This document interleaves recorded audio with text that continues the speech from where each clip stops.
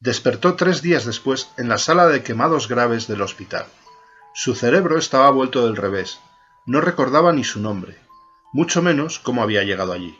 El dolor pese a la morfina era insufrible. Sobre todo le dolían las manos. Sentía como si miles de agujas se clavasen de dentro hacia afuera.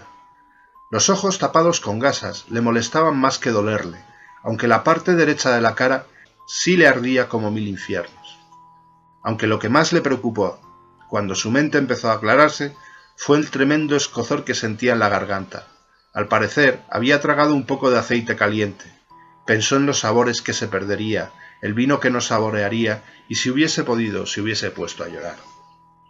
Así se encontraba Ramón, con casi todos sus sentidos atrofiados. Afortunadamente el oído sí le funcionaba como siempre, o sea, de maravilla. Y por eso se enteró de detalles muy interesantes, gracias a las enfermeras, que pasaban por su habitación a lavarle y a ponerle a hacer sus necesidades. Y es que por ser un caso muy delicado, al que había que tratar con suma delicadeza, iban de 2 en 2. En primer lugar, averiguó que la policía no tenía ni idea de quién era, a causa de que sus manos eran una pura ampolla, y fue literalmente imposible cogerle las huellas dactilares. Otro tanto pasaba con su cara, y claro, debido a las lesiones en la garganta, ni tan siquiera habían intentado hablar con él.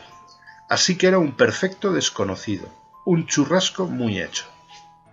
En segundo lugar, se enteró que por lo menos tenía para 1 mes en aquella cama hospitalaria, cosa que le tranquilizó mucho, todo 1 mes sin preocupaciones. Los médicos le visitaban a diario, incluso le informaban someramente de sus mejorías, que gracias a un robusto organismo, curtido en la obra, eran notables. Incluso los injertos de piel, cultivados a partir de la piel de su propio culo, funcionaron a la perfección. No es que desapareciesen las cicatrices de las quemaduras, pero quedaron mucho más estéticas.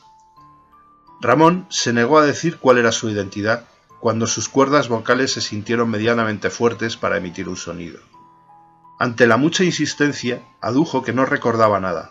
Los médicos, tan dados al tremendismo, dijeron que se trataba de amnesia, y dado que para este mal en concreto no hay pruebas que realizar, añadieron un rotundo amnesia y punto, así que le inscribieron como Juan Nadie, que es como se inscribe a los desconocidos en los hospitales, morgues, comedores sociales e iglesias de todo el mundo civilizado, cada uno en su idioma, claro. La policía no le dio mucho la lata, después de tan rotundo punto final por parte de la medicina tan avanzada. Incluso se olvidaron bastante del caso. Tenían muchas cosas más importantes que hacer, como por ejemplo, seguir y capturar a toda una manada de políticos corruptos. Tanto tiempo convaleciente permite pensar en grandes cantidades. Ramón no hizo otra cosa. Desde luego sabía perfectamente quién era, incluso poco a poco fue recordando por qué estaba en esa situación. Es cosa sabida que la amnesia se pasa con el tiempo o incluso con un buen trompazo en la misma parte de la cabeza, que un golpe previo la produjo. Lo extraño es que sentía una calma inédita. Era como si el aceite hirviendo hubiese quemado algo más que la piel. Toda aquella rabia que le consumía antes del altercado se había esfumado. Ramón no quería para nada volver a ese estado. Pensó que esta situación brindaba un nuevo comienzo, y que su supuesta amnesia era la mejor de las coartadas para volver a empezar, así que la adoptó como si fuera de toda la vida. Pasó el tiempo y llegó el momento que la institución hospitalaria decidió que ya era hora de desalojar la cama que ocupaba Ramón. Todo tipo de desgracias esperaban en los pasillos del hospital a que se les concediese un sitio donde aparcar sus camillas. Así que era imperante que el paciente se fuese de allí. ¿Pero a dónde? Se desconocía todo lo referente al susodicho, y él aseguraba no recordar nada de nada. De esta manera intervinieron los servicios sociales. Es curioso cómo, queriendo desvincular este organismo tan necesario para la gente de aquella nefasta dictadura que duró 40 años y que fue la creadora del mismo bajo el nombre de Auxilio Social, se le cambió el nombre al actual dejando por sus siglas SS. Muy curioso. Ramón fue conducido por 2 miembros femeninos de las SS, bastante antipáticos, a un centro de rehabilitación social.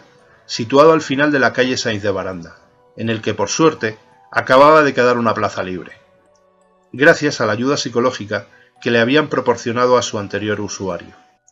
Un hombre indigente que encontraron en el retiro comiéndose un pato del parque, asado en una hoguera que previamente había encendido en el centro de la Rosaleda. El éxito de la reeducación había sido tremendo, consiguiendo que el indigente se convirtiese al vegetarianismo, protegiendo así su salud, amén de la población de patos del parque madrileño. Doble éxito. La pena fue que meses más tarde el indigente, psicológicamente enfermo, fue detenido e ingresado en un estado de gravedad después de haberse comido medio jardín botánico y agredido a 2 jardineros que intentaron pararle, pero por lo menos no recayó en el salvajismo de devorar asado algo con plumas. A Ramón lo ingresaron de nuevo bajo el nombre de Juan Nadie. Lo instalaron en una habitación con 2 residentes más, el Rulos y el Gerardo, que a consideración de la psicóloga del centro ya estaban bastante recuperados y se les podía considerar pacientes de confianza. La estancia no estaba del todo mal. Además de las 3 camas, tenían una mesa con su correspondiente silla, 2 cuadritos, uno de payasos y globos y otro de gatitos jugando con un ovillo de lana, que bajo una mirada psicológica tranquilizaban mucho. Un amplio armario empotrado con 3 cajones, uno para cada habitante. Presidiendo todo esto, una pequeña tele, colgada en la pared a modo de clínica, que por supuesto no funcionaba más que con un horario, pues ya se sabe lo adictiva que puede ser. Más para esos pobres desgraciados que habitan en el centro. Incluso la doctora Cigarral, psicóloga jefe, había intentado prescindir de ese mortífero aparato, pero ante un inminente motín tuvo que desistir de tal empeño, conformándose con instituir un horario de las 16 a las 20 horas, y desde luego los partidos de Liga y la Champions. La habitación también contaba con un pequeño balcón, lo suficientemente ancho para poner una silla de respaldo abatible, aunque para acceder se necesitaba permiso y que una trabajadora lo abriese con la llave. Esto se debía a que en 2 ocasiones un interno se había lanzado por él, en la primera buscando la libertad, cosa que consiguió y nunca más se supo de él, y la otra no está muy claro el motivo, pues el interno se lanzó de cabeza, como si el asfalto fuese una piscina, y quedó clavado con el cráneo chafado haciendo el escorpión. En el centro también tenían un pequeño jardín, donde un huerto terapéutico de patatas terapéuticas era cuidado por los internos. Todo esto gustó a Ramón. Le pareció un lugar tranquilo, y aunque casi todos sus habitantes, por no decir todos, sufrían algún desorden mental, se sintió a gusto. Los 2 primeros días fueron los que los profesionales llaman de adaptación. Al tercero, Ramón fue llevado a la presencia de la doctora Cigarral para una primera evaluación del caso. El despacho consulta de la colegiada era amplio de verdad, con una mesa modernista de cristal, 2 sillas de imitación cuero a juego, un archivador no tan modernista y un diván también de imitación, que no usaba mucho, pero siendo como era una psicóloga de la escuela conductista, era de obligación tenerlo. Además, vestía mucho y hacía bonito. En las paredes una orgía de cuadros de gatitos en todas las posiciones y payasos sujetando globos daban el toque de tranquilidad terapéutica, aunque en realidad lo que sugerían era un infierno de mal gusto. «Buenos días, siéntese, por favor», dijo la doctora señalando la silla que tenía enfrente y sin parar de sonreír. A Ramón esa sonrisa no le gustó nada. Era inquietante. Aún así se sentó, plácidamente, sin decir nada. «¿Cómo se encuentra hoy, Juan?». La doctora leía el expediente mientras hablaba. «¿Quién es Juan?», respondió Ramón un tanto extrañado. «Pues usted, hombre, ¿acaso no recuerda su nombre?». La doctora ya preparaba el bolígrafo para anotar tal anomalía. Incluso un pensamiento fugaz de un artículo en la revista del Psicólogo Alegre rondó en su mente. «Pues no lo recuerdo. Qué fallo, ¿verdad? Pero ya lo tendría que poner ahí en el informe», respondió Ramón. «¿Qué?». «No me diga». En la voz de la doctora se notaba el deje de la decepción. «Ah, sí, aquí lo pone, amnesia. Entonces usted no se llama Juan». Ramón empezaba a sospechar que aquella buena señora era un poco idiota. «Pues no sé, a lo mejor, pero si quiere que le diga la verdad, no me suena de nada». «¿Y su madre? ¿Recuerda algo de su madre?». A la doctora una sospecha negra empezó a inquietarla. «Nada en absoluto». «Pero hombre, algo tendrá usted que recordar». Quizá sentía usted por ella algún deseo reprimido que le ha provocado su problema de amnesia. Eso, estoy seguro, me lo provocó un golpe en la cabeza. Mire, si se ve claramente la cicatriz. Pues si no recuerda usted nada de su pasado, no sé cómo vamos a trabajar.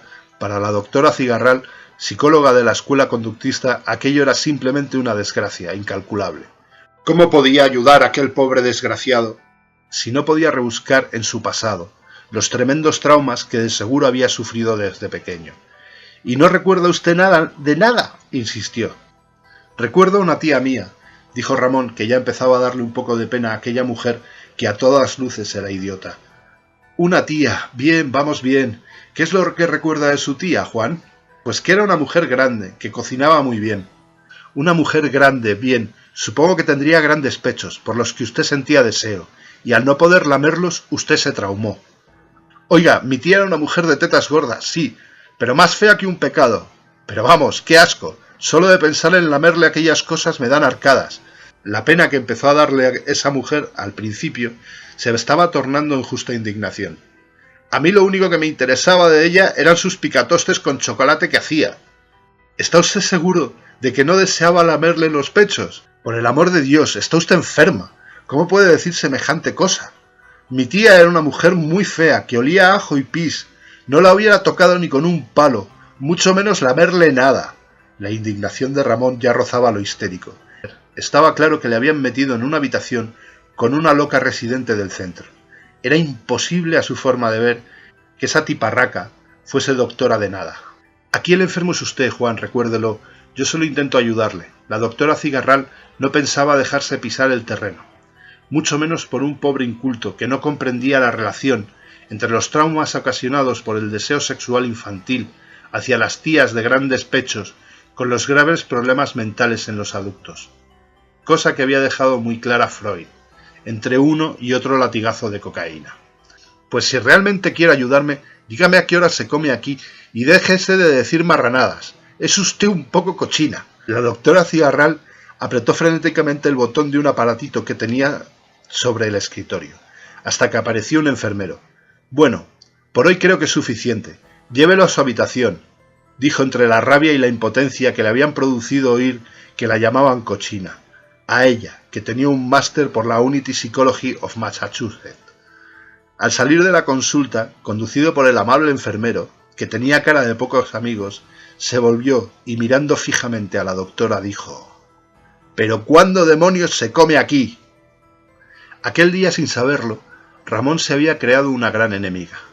Nada más salir de la consulta, la doctora Cigarral empezó a escribir un extenso informe, que tardó más de 3 horas en terminar, en el que explicaba cómo el deterioro mental del paciente y su amnesia consiguiente estaban claramente relacionadas con los abusos sufridos en su niñez, probablemente al serle introducidos picatostes lubricados con chocolate por el ano, por parte de una tía de la que se desconocía el nombre, y si era por parte materna o paterna, recomendando su estancia indefinida en el centro, amén de una fuerte medicación a base de calmantes y antidepresivos, sin olvidarse de mucha jalea real y ginseng para la memoria.